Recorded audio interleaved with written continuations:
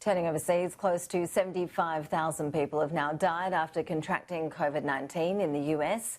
New research showing the toll is climbing steadily outside of New York.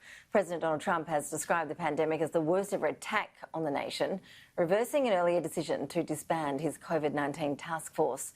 To look at the latest developments out of the US, I'm joined now by Gordon Flake. He's from the Perth US Asia Centre. Appreciate your time, Gordon. It did seem to defy logic to disband a coronavirus task force while the US is clearly still in the middle of the crisis. It certainly does, and it's par for the course for the last several weeks with an administration that's much more focused on the economy, on the electoral prospects for the president, and the need to get the economy restarted. And so what you're seeing right now is not just a continuation of cases, but in some states, a dramatic increase in cases at the same time that there's a very raucous and unfortunately partisan debate about whether or not to reopen businesses and the broader economy in those states. Mike Pompeo has made some pretty strong comments earlier this week about the origins of the virus, suggesting that there was strong evidence that it came from a lab in Wuhan. Now the White House seems to be walking that back a bit, saying, well, actually, we don't really have enough evidence to make public in order to back up those claims. There have been a lot of warnings around that we're looking at a repeat here of the Iraq weapons of mass destruction bungle. There's a lot at stake here, isn't it, when it comes to geopolitics and the ramifications for international affairs? There really is. And to be clear, there are some very real questions about the early phases of this pandemic and decisions made inside China and pressure inside China on Chinese doctors, on the system, transparency, et cetera.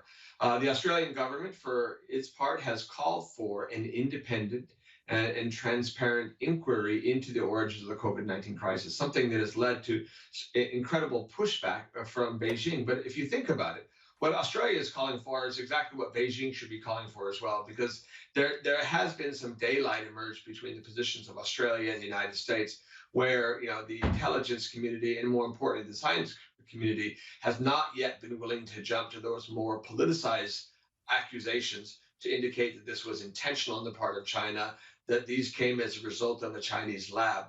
Instead, I think really what Australia is calling for is exactly what needs to happen. It needs to be nonpartisan, it needs to be transparent, and it needs to look at the origins. But what's happening in Washington right now is not helping in that process. When it comes to lifting those restrictions in the US, as we mentioned earlier, the death toll is still rising, but it seems that some states are blatantly ignoring the health advice now and are committed to reopening their economies and lifting those restrictions anyway. As you can tell from my accent, I'm an American citizen, recently naturalized as an Australian citizen. Seeing what's happening in my homeland is just tragic. The United States, again, crossed over 72,000 deaths just this week. And that is a death toll that they were not estimated to hit until August, and it's just May. And so we're now looking at well over 100,000 deaths in the very best case scenarios. And as I sit here in Western Australia, we've celebrated 7 straight days in a row of 0 new cases. We're down to 14 active cases. And I find it absolutely bewildering that the United States, both as a country as a whole and individual states and localities, haven't been able to kind of follow the best practices that you've seen in South Korea, in New Zealand, in Australia more broadly, or even in our state here in Western Australia. For Donald Trump, the clear imperative is to get the economy back on track, of course, before the November election as well, would no doubt be a goal. How is Joe Biden from Democrats handling all of this? And is the latest sexual assault allegations, which have been playing out on the sidelines, been damaging him much at this point? It's a little bit too early to tell. The U.S. presidential election itself is 6 long months away. And given the volatility of American politics and everything we've seen since 2016, it's too early at this point to say that Joe Biden has been damaged too much or that the president has been damaged too much. We're just going to have to wait and see how things play out. There is no question that the president has been focused like a laser on the economy because that was his one trump card, to use the phrase.